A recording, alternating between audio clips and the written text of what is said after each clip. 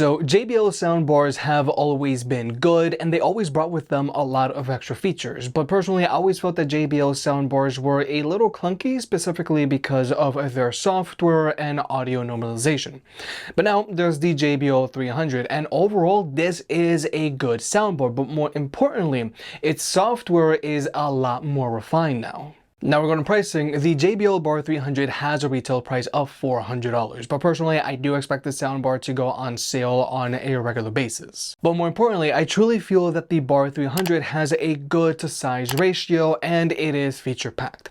Nonetheless, if you're gonna pick the soundbar up, it'll be linked down below. And if you want to further support the channel, pick up a big head approved hat, link down below. We've got trucker hats and snapbacks. By buying a hat, you help the unbiased and unsponsored videos coming, and it also helps us cover more products and produce more versus videos. Thank you to everyone who's already bought a hat, and look out for more designs coming soon. And also, please remember to hit that like button and let's get subscribed. Now first, I do have to point out that with the Bar 300, it is a fully self-contained system, as in there is no external subwoofer. And also with the Bar 300, you can't build it out like you can with some other soundbars out there where you can add an external subwoofer and or external satellite speakers. So if you want a soundbar that you can build out, you might want to look at something from either Bose or Sony. But next up, let's talk about the design of this soundbar. The Bar 300 is relatively compact, especially for the sound that it delivers. The Bar 300 has a length of 32 inches, a width of 4 inches, and a height of 2.2 inches. It also has a mostly plastic matte black body, so this soundbar does a really good job of not causing any reflections, so it easily disappears in your setup. But there's also a built-in display that turns off after a few seconds, and there are physical media control buttons up top as well. But unfortunately, you can't turn these buttons off, which could be a problem if you have a kid in the house. Now, the Bar 300 comes included with a wall mounting kit. It's relatively lightweight, coming in at 5.5 pounds, and there is no external power brick that you have to worry about. You just plug in directly into its AC port. So the fact that this soundbar comes included with a wall mounting kit is relatively lightweight and there is no external power brick that you have to worry about. Wall mounting this soundbar is relatively easy. And even if you don't plan on wall mounting this soundbar, just not having an external power brick to worry about is just cleaner. Now when it comes to ports, there's an HDMI eARC port which goes connected to your TV, and the soundbar comes included with a decent HDMI cable. There's also an HDMI in port which supports 4K, HDR10, and Dolby Vision, so if you have a Blu-ray player or a gaming console, you can always plug it into that. And if for some reason your TV doesn't have an HDMI ARC port, the soundbar still has an optical port, but there's also an Ethernet port, which is rather rare for soundbars these days. So if you want to hardwire this soundbar into your network, you can also do that. And there's also a USB-A port, so you can always plug in a USB stick and play music off of it. But if you want to, you can always connect the soundbar up to your Wi-Fi network, and I recommend that you do so that you can get the most out of it. Now, the soundbar has support for both AirPlay 2 and Chromecast, so whether you're an iPhone or an Android user, you can always stream music to it as long as you're on the same Wi-Fi network as this soundbar. But the soundbar also has Bluetooth, so you can always still connect to it without needing Wi-Fi. Now, this soundbar also comes included with a decent remote control with really good tactile clicky buttons, but personally I never use the controls on my soundbars, and instead I just prefer to use their app. And thankfully, JBL now has a sleek app for their soundbars. Now from here, you can easily adjust the EQ on this soundbar to your liking. You can also easily do an audio calibration, and you can delay the audio sync if you have to. But also from here, you have access to your remote control where you can toggle your source, adjust the volume, and adjust your Dolby Atmos settings. But with all of that out of the way, let's talk about sound. Now regarding speaker setups, I do feel that the JBL Bar 300 has a rather unique speaker setup for a soundbar these days. It has 4 frontward firing drivers, and they're all here in the middle, and there's an exhaust port that shoots out the back, and there are 2 tweeters that shoot out the sides. Now this is a fully contained soundbar, as in there is no external subwoofer like with, let's say, the JBL Bar 500. And some people might just want a fully contained soundbar because they just might not have room for an external subwoofer in their setup, or also they just don't want to be that guy with the subwoofer always going off in the next apartment. But now we're going to jump into the sound test. The JBL Bar 300 is playing at 75% volume with its stock EQ, and we're going to be cycling between having Dolby Atmos on and off. And we're also going to be using the built-in speakers in the 2023 Sony Bravia X90L TV, and they're going to be playing at max volume. Take me up to heaven. Yeah, she got me reaching still. Nothing to stop me falling. Who knew that looks could kill? I don't wonder why I'm breathing heavy like the weight of it's on my chest. On my chest. Cause it ain't no lie, I need it more than any metaphor could express.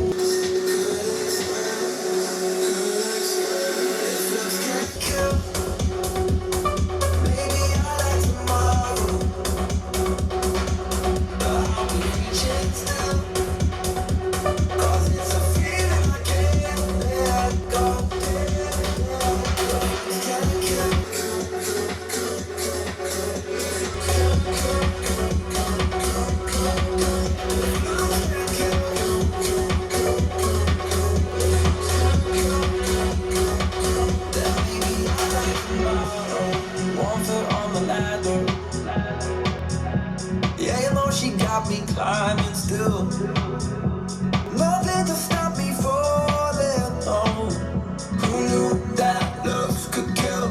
I don't wonder why I'm breathing heavy like the weight of it's on my chest. On my chest, cause it ain't no lie, I need it more than any metaphor could express.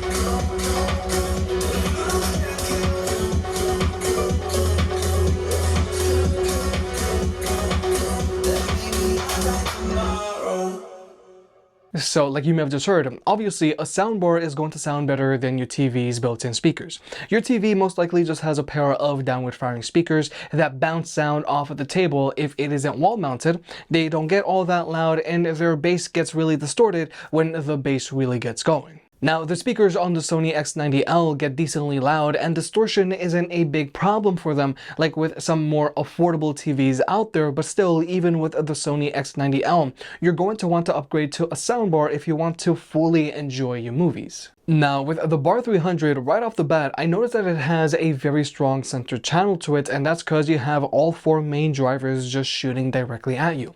So it is very easy to hear and understand dialogue with this soundbar. But also, the soundbar has good instrument separation, and it sounds very balanced with its stock EQ. But something that has been fixed with the JBL Bar 300 is the audio normalization, because during quiet scenes, the Bar 300 does a good job of elevating people's voices, making it easier to actually hear the dialogue, but explosions aren't overly loud anymore. Because with the JBL Bar 5.0, and this is one of JBL's older soundbars, personally I feel that this is the predecessor to the JBL Bar 300. With this soundbar, the audio normalization wasn't as good. During your quieter scenes, you would have to raise the volume on this soundbar so that you could actually hear people talk, and during those action scenes, you would have to lower the volume very quickly, because if there's an explosion going off, then this is just going to be basically ear-piercing. So with the JBL Bar 5.0, with this soundbar, you would have to constantly play around with the volume, whereas with the Bar 300, you just set the volume and forget it. But as for the left and right channel separation, I can't help but feel that the Bar 300 leaves you wanting more, and since there aren't any upward firing speakers on this soundbar, there isn't any sense of verticality to it. So overall, the Bar 300 is is a good sounding soundbar, but its level of immersiveness isn't up there with some other soundbars out there. Now, when it comes to the bass on this soundbar, like I mentioned earlier, there is no external subwoofer, and the bass on the Bar 300 is mostly on the audible side. So you're going to be able to hear the bass, but you're not necessarily going to be able to feel what's happening on the screen with this soundbar. And unfortunately, the Bar 300 just doesn't have nearly as much bass as its predecessor, the JBL Bar 5.0. Because with this soundbar, you could at least be able to feel what's happening on the screen, because this soundbar just has these two subwoofers built in, whereas with the Bar 300, there are no built-in subwoofers. Now, you can always go in and adjust the EQ to your liking, and you can raise the bass, but the bass on the Bar 300 just isn't up there, period. The Bar 300 is better suited if you just want a soundbar so that you can actually hear what people are saying and so that you can actually hear the bass. But you're not necessarily going to be able to feel the bass like with some other soundbars out there, and the left and right channel separation on the Bar 300 can leave you wanting a little more. But finally, there's max volume performance on this soundbar. Now, the JBL Bar 300 gets decently loud for a small or medium-sized bedroom or living room, but if you have a larger living room, the soundbar just isn't going to get loud enough. And if you plan on hosting multiple people, and if you're in general just looking for a sound system for your living room, then I feel the Bar 300 isn't going to be able to keep up. In general, I just recommend the JBL Bar 300 either for a small or medium-sized bedroom or living room, and mainly for small viewing parties. But with all that being said, the JBL Bar 300 is still a solid pickup if you're looking for a fully self-contained soundbar. From a design standpoint, it's small and lightweight, so placing it in your home theater setup or wall mounting it is relatively easy.